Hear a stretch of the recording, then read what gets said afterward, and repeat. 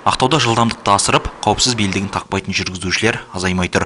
Өткен демалыс күндері заңды белшесінен басып, ережені ескермегендердің біразы полицейлердің құрығына түсті.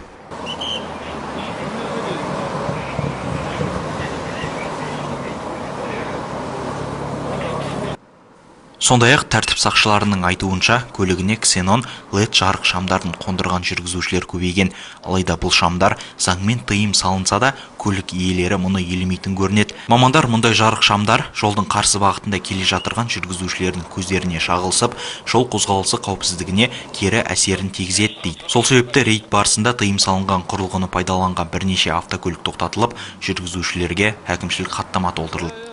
Ақтау қаласы 9 шағын аудан және 10 шағын аудан қарсы тас жолда, орталық тас жолда рейд жүргізу барысында бірнеше автокөліктер құқық бұзушылық жасағаны үшін тоқтатылды.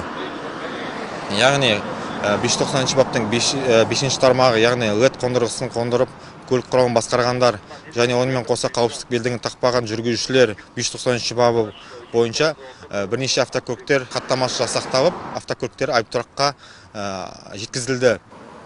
Сонымен қатар шаһарда қауіпсіздік белдігін тақпайтындар көбейген. Мәселен, өткен демалыс күндері 80-ге жуық жүргізуші осы талапты сақтамаған үшін айыппұл арқалады.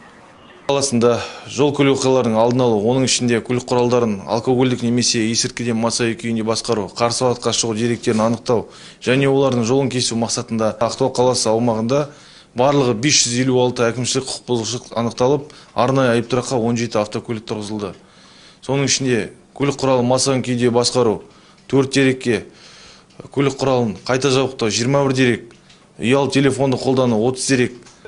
Айта кетейік, өткен демалыс күндері жол ережесін сақтамаған 560-ға жуық әкімшілік құқық бұзушылық анықталды. Нәтижесінде 17 автокөлік айыптұраққа жабылды.